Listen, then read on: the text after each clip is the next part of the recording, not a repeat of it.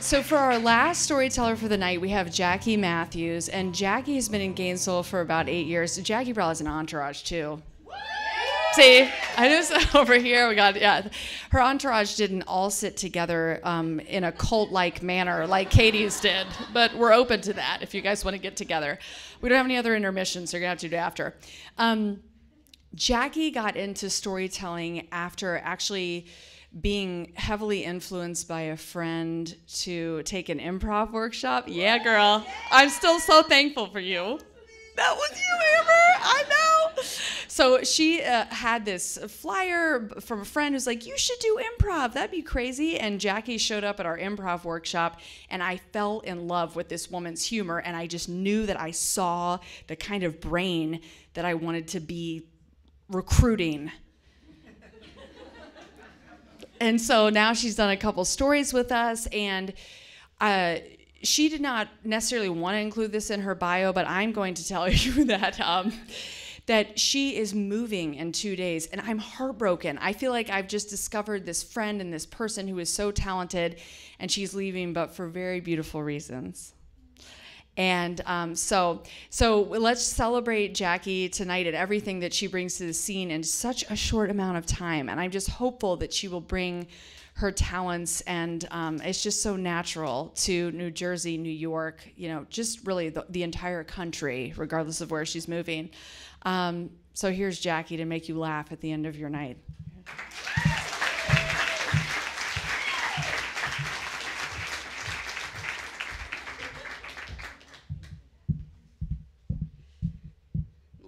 Way shorter. Hey, bless you. I love motorcycles. I'm not Glenna's son, just so you know. Just want to clear that up. I love motorcycles, even down to the way they smell, actually. I remember the first time that I rode, well, when I was getting into it, I was riding, and I had to almost come to, and then I would come to, and I would realize that I was drooling and also smiling so big. Like I would say to myself, Jackie, you are smiling right now. And I'd be like, yeah, I'm smiling. When I ride, I feel exposed and invisible at the same time, as a matter of fact. There's really nowhere to hide, nowhere to take shelter, but let me tell you what, you can run. That's right. People only get a glimpse of you, and then zoom, you're gone. That's it. You know, and if you wear a full face helmet, you get the luxury of becoming the faceless bandit of silence. You know what I'm talking about. It makes you mad, doesn't it? I know. You know, when you ride a motorcycle, you have to use both of your hands and both of your feet at the same time, pretty much, to operate this motorcycle. So your right hand is the throttle, you know, and it basically controls your speed. It's like the gas pedal on a car. And it also, you can reach forward and squeeze the brake a little bit, and that controls the brake on the front wheel, which, in case you want to get into it, use that sparingly and not by itself. Fair. The left hand squeezes in the clutch, which allows your left foot to change the gears. You can press down or lift up to change the gears. And then your right foot controls the brake on the back wheel. So we're talking about a full mind and body experience here, all right? There's no music, there's no podcasts, there's no texting, no conversations, no Google Maps. You are all alone, straddling a bunch of metal and some plastic maybe, asphalt whizzing below your feet, just inches. We're talking ultimate freedom here, okay? Ultimate freedom. And it was motorcycling that brought me to some of my greatest adventures and also helped me discover one of my greatest life lessons. So it all started a few years ago when my dad and I decided that for our next father-daughter adventure, we were going to ride motorcycles across the country. But I'd never ridden a motorcycle before, and neither had he. So, but you know, Dr. Valin and his son did it last year, so we can do it too, by golly, am I right? Yeah, Dad, we're gonna do it. So, about 9 months before we planned to leave, we got our motorcycles. 9 months. So 9 months before he gets his motorcycle, his is a Honda CTX 700, maroon, his favorite color, bought brand new from the Honda dealership. Mine was a Kawasaki Ninja 500. It was a 2005. It was bought on Craigslist for under $2,000. It was a high-performance machine. So, really, though, it was a great bike. But, you know, when you're a total noob on a motorcycle, it is the coolest thing ever because you get immediately inducted into the Motorcycle Gang of America. And you know this because anyone who is near you who's also on a motorcycle, they'll give you like a little wave, you know? I don't know you, but you're waving at me and I feel special. I was really excited about doing my first wave, but I was also really scared because, you know, you're going like, 60 miles an hour, 35, and you're like, you know, clutching the handlebars for all it's worth, and you don't want to let go because why the hell would you let go of a motorcycle handlebar when you're riding? Why would you do that? So, you know, I had been witnessing all of these different waves, and I wanted to try some, so I've been thinking about them. And one of my favorite waves, there's three actually that I'm going to tell you about. One of them is called the two-finger quickie, is what I call it. And you kind of looks a little bit like this. Whoop. It's like, just fast, get it over with. Don't have time for this. Just going to give you. I know you got to do this. You're in the gang, whatever. The next one is what I call the straight up chop. I like this one. Not a whole lot of commitment. You just gotta.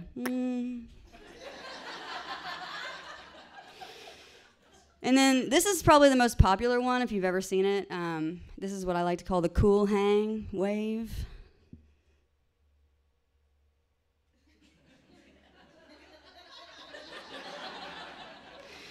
That's the one you see the most. That was a good one. So I had to try out my waves, you know, and the one thing is that I didn't realize in the beginning was that you have to slice the wind, you know, because there's a lot of wind going by. And so my first wave looked a little bit like this. Shoot. So, you know, the two fingers, not a lot of wind can pick that, you know, that's why we do that. So anyways, let me get you back to this adventure that we were going on. We made it all the way to Utah. That's right. Did we ride our motorcycles over there? Hell no! We didn't ride our motorcycles over there. We hauled them on a tiny little trailer behind my dad's RAV4. Badass. So we rode around. We were in South Utah, Kanab specifically, that area. It was June, late June, hotter than hell, and we rode around. We had a great time together. We went through Zion, we did Bryce Canyon, and had a blast. Well, a few days go by, Dad decides, you know, I'm going to chill out right here on this air mattress for a couple days, and I said, all right, well, I'm going to go off on my own and have a 3-day adventure by myself on my motorcycle. So I loaded up all my camping gear, strapped it to the back of the bike, and set out to Escalante, to a little outfitter there that had campsites and young people. So when I went to the bathroom there at the outfitter, I saw this flyer for slot canyons of Escalante. Slot canyons, y'all. I knew I had to go. I'd never seen anything like it. I've lived in Florida for 36 years. These are slot canyons in the desert, had to go. So I went and talked to the person at the front desk to get the info. After I talked to her a little bit, I determined that I definitely couldn't even get close on a motorcycle. Daggone it. And then also I probably shouldn't go alone because I mean, whatever, it's my first time, whatever. So I said, c'est la vie. I'll go grab a cup of coffee and a journal. Sat down at the table. Next thing I know, this kid just plops down right in front of me. And at the seat on the other side of the table. And he says, hey, my name's Jason. Heard you were looking to get into some slot canyons. And I was like, yes, I am, as a matter of fact. He said, all right, well, I'm a guide, but I'm off today, and I was kind of wanting to get into the Reds. Would you like to come along? And I said, So I sized him up a little, gave him a little once-over. He's about 23, I thought, long hair. He looks the part. Sure, yes, I would love to go. I would love to go with you to these slot canyons. And so here I am. I abandon my motorcycle. I get into Jason's Jeep Liberty 4x4 diesel, and we head out with Rob. We had to go pick up Rob. So here I am, out on an adventure with these two total strangers, trusting them for the next 7 hours of super intense fun, but also some incredible vulnerability, let me tell you. So we get out there and we start to follow the wash on foot to the opening of the canyon, and we go deeper and deeper into this canyon. The walls are going taller and taller, and in some places the canyon is only as wide as my shoulders. And I was just living it up. I was having such a good time. I felt like an adult on an adult-sized playground. Think about that. We don't use playgrounds anymore because they're not our size anymore. We'll go to a canyon, you figure it out. It's really fun.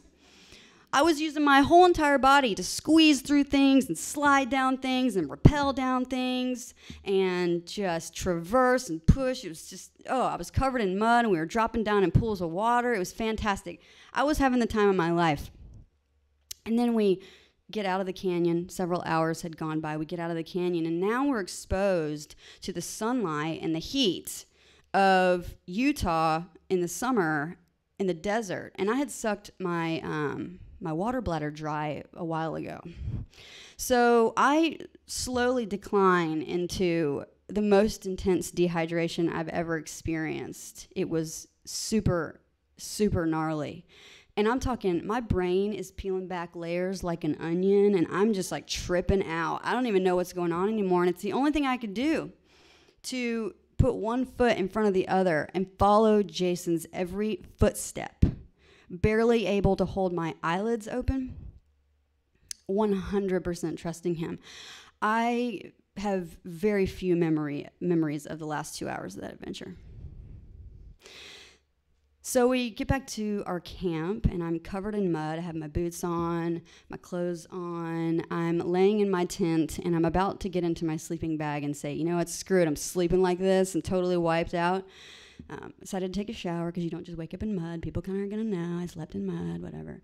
So the next morning, I get on my motorcycle, straddle my black stallion, and ride out into the desert sky.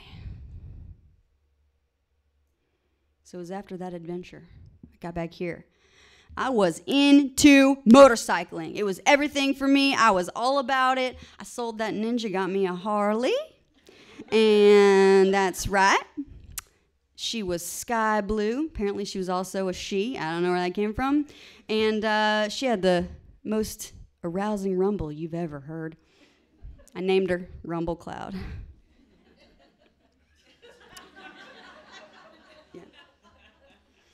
You know, and what I didn't realize at the time is that I had also reached the pinnacle of my definition of freedom.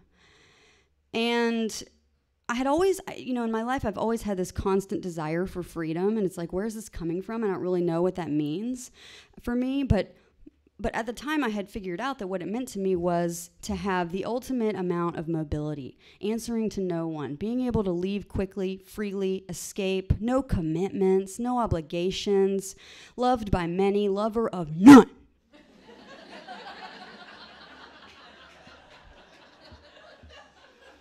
Self-sufficient, invisible, like that black ninja that I once rode. That was me. And you know what happened after that? I met someone. I did. On a dating app. Online dating. Terrible. Hate it. It worked for me, though. Yeah, this dating app is called Her, and actually one of my really good friends who's here today encouraged me to do it. She just said, just get on it for 1 week.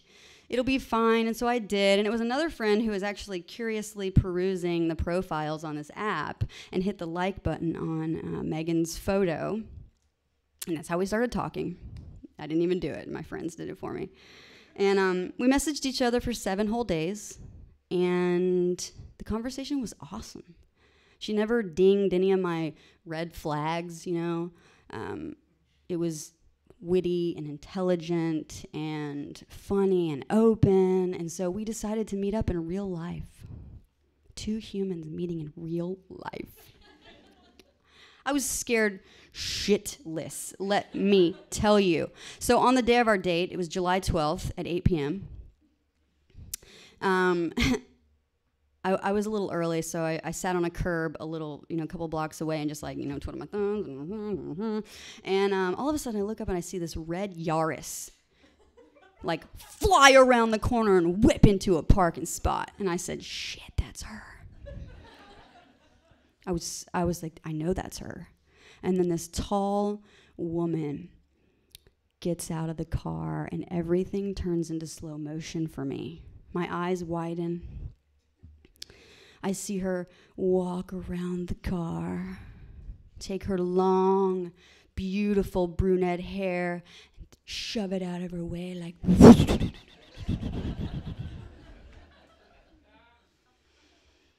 and just very impressively strut her way over to the bar.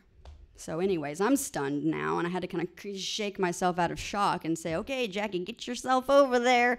So I walk over to the bar, and I walk in, and she says, hello. And I'm like, hello. And everything in me is like, abort mission, abort, abort, abort, abort. Leave, run, now, go. But before I could do that, suddenly this beam of light just shot through the glass of the bar and just hit her right in the eyeball, the left eye, and I looked up at her eyeball and I saw her.